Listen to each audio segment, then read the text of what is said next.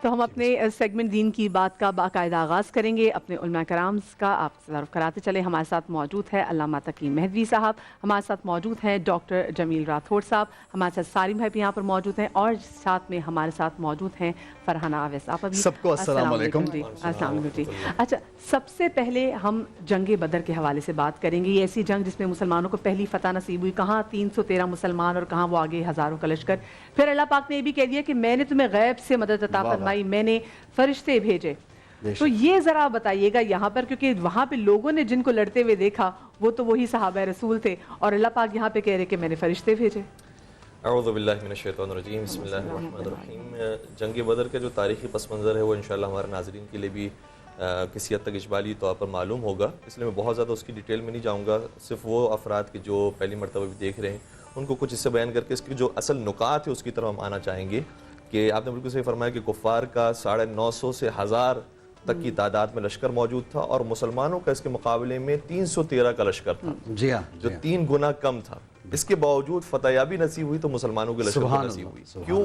کیونکہ ان کے پاس سب کچھ تھا, ہتھیار تھے, جانور تھے, ان کے پاس تعداد تھی, لیکن ایک چیز کی کمی تھی, وہ اللہ پر ایمان. بے شک اللہ پر اگر ایمان ہو تو کم تعداد لوگ بھی زیادہ تعداد لوگوں کے اوپر غالب آ جاتے ہیں. کیونکہ قرآن کریم کی آیت ہے کہ کم من فئۃ قلیلۃ غلبت فئۃ کثیرۃ باذن اللہ. کتنے ہی چھوٹے گروہ ایسے ہوتے ہیں جو بڑے گروہوں پر غالب آ جاتے ہیں اللہ کے حکم سے. سبحان اللہ. تو اگر اللہ کے اوپر مضبوط ایمان ہو تو انسان بہت بڑے بڑے کام کر سکتا ہے. آج کے دور کا پیغام سب سے بڑا یہ ہے کہ ہمارے پاس اگر واقعی ایمان ہے تو پھر ہمیں کسی سے گھبرانے کی ضرورت نہیں ہے. آج کے دور کے اندر بھی ہم سپر پاور ہو سکتے ہیں, آج کے دور کے اندر بھی ہم کامیابی حاصل کر سکتے ہیں اور غالب آ سکتے ہیں پوری دنیا کے اوپر.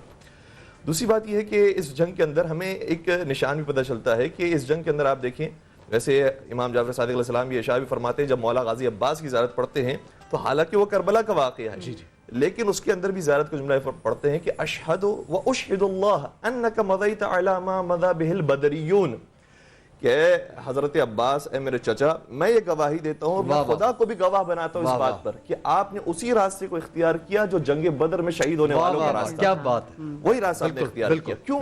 کیونکہ کربلا میں جو امام حسین اور یزید کا مقابلہ ہے وہ حقیقت میں جنگ بدر کے اندر اس کی ہمیں نمایاں صورت نظر آتی ہے کہ مولا امام حسین علیہ السلام کے جو خاندان والے ان کے بابا جنگ بدر میں ہیں, جی ہاں, جی ہاں, ان کے دادا جنگ بدر کے ہیں, ان کے محبت نہیں, ان کا پورا گھرانہ ہے. بالکل, کیونکہ جو 3 افراد مقابلے پر کھڑے ہوئے تھے ان 3 افراد کے جو کفاران قریش میں سے تھے, تو یہ پورا گھرانہ وہ تھا جو امام حسین کا گھرانہ تھا, اور اس طرف کھڑے ہونے والوں میں بھی یزید ہی کے گھرانے کے افراد تھے.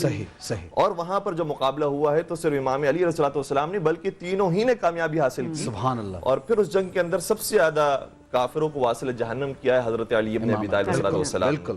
اور ابو جہل کا اس جنگ کے اندر تکبر ٹوٹا ہے. جی ہاں, بچوں کے ہاتھوں سے دیکھیے. بالکل. اور پھر وہ شہید بھی ہو گئے, اور عبداللہ بن مسعود انہوں نے ابو جہل کے سر کو تن سے جدا کیا, اور جو اپنے آپ کو اتنا غرور و تکبر کے اندر محسوس کرتا تھا. اصل میں بات یہ ہوتی ہے کہ کبھی کبھار انسان کسی چیز کو انڈر اسٹیمیٹ کر لیتا ہے, اور وہ یہ سمجھ رہے تھے کہ ہمارے تو کوئی کام ہی نہیں ہے, آسانی سے آئیں گے فتح کر کے چلے جائیں گے. بالکل.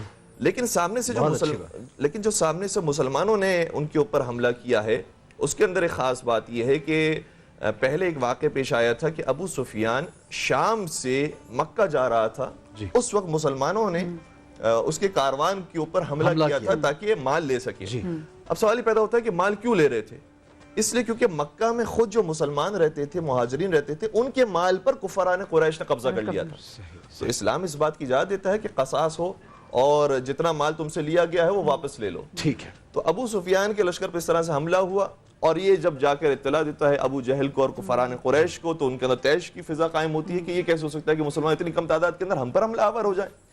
تو ابو جہل کی ہمراہی میں یہ پورا لشکر تیار ہوا مقابلے پر, اور پھر پروردگار عالم میں اتنی خوبصورت انداز میں فتح بھی نصیب کی تھی کہ صرف جنوں کی, صرف انسانوں کی صورت میں لوگ نہیں تھے کہ جو اس میدان میں لڑ رہے تھے, بلکہ فرشتوں کی صورت میں بھی تھے کہ جو جنگ بدر میں مسلمانوں کی ہمراہی کر رہے تھے, اور انہوں نے کافروں کو واصل جہاں. بہت اچھی بات ہے علامہ صاحب, تھینک یو. میں ایک سوال میں جمیل بھائی کو بھی یہاں پہ ایڈ کرنا چاہوں گا. 313 313 اصحاب.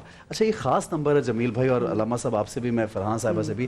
آج بہت مرتبہ جب تسبیحات کی جاتی ہیں تو ہمیں بار بار کہا جائے کہ 313 مرتبہ پڑھ لیجیے کہ اس حصے کی کاٹ نہیں ہے کوئی.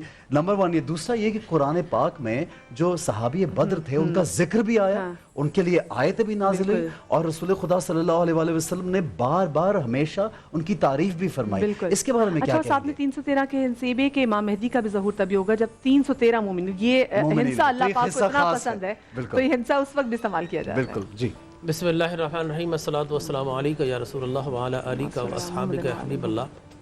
جیسے علامہ صاحب نے فرمایا کہ یقیناً وہ فوری اس کا جو پس منظر تھا بدر کا وہ تو یہی تھا, حضرت ابو سفیان قافلہ لے کر جا رہے تھے جی, اور ان کی اس کمپنی کے اندر ان کے فائنینشیل کمر کو توڑنا تھا جی. لیکن میں کہوں گا کہ بدر کا آغاز اسی روز ہو گیا تھا کہ جب کفر اور شرک کی آگ میں جلتے ہوئے معاشرے میں اور بربریت, ظلمت اور جہالت سے سلگتے ہوئے معاشرے میں آقا کریم علیہ الصلوۃ والتسلیم نے پہلی مرتبہ اعلائے کلمت الحق کا پرچم بلند کیا. لا الہ الا اللہ جس دن پڑھا اسی دن آغاز ہو گیا تھا. بے شک کہ جب ایک کہہ رہا تھا لات منات عزا اور دوسرا کہہ رہا تھا لا الہ الا اللہ. یہ آغاز اسی روز ہو گیا تھا جب فاران کی چوٹیوں سے آفتاب نبوت اور رسالت طلوع ہو رہا تھا اور اندھیرے اس کے بالمقابل اپنی بقا کی جنگ لڑنے کے لیے صف بندی کا آغاز کر چکے تھے.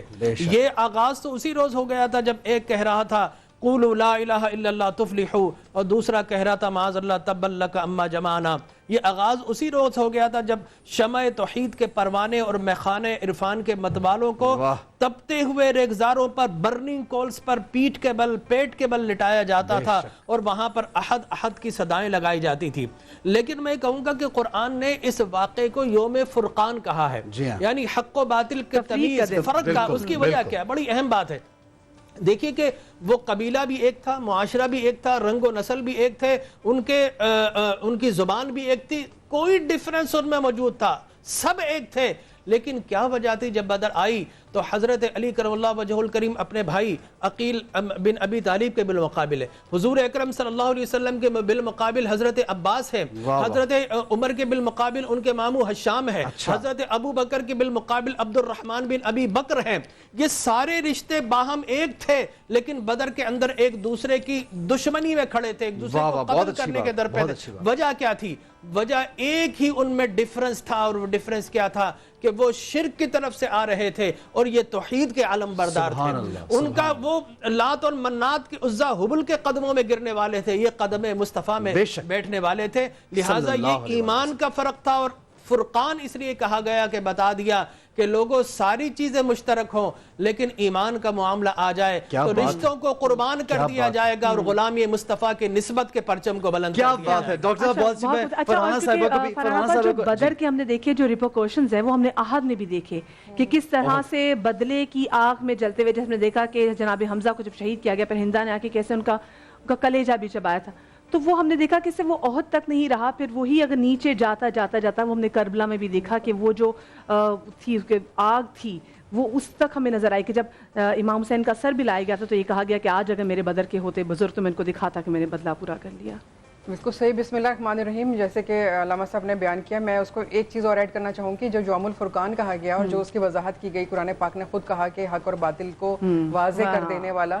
تو اس میں ایک اور چیز جو ہم جب بات کرتے ہیں اللہ کی اور اس کے پیارے حبیب محمد مصطفیٰ صلی اللہ علیہ وآلہ وسلم کی, تو آپ صلی اللہ علیہ وآلہ وسلم نے اس غزوے سے پہلے بھی اپنے تمام اصحاب کو اکٹھا کیا تھا اور ان کے سامنے یہ تمام نکات پیش کیے تھے کہ اس طرح سے معاملات ہیں, تو آپ اس کے بارے میں کیا کہتے ہیں؟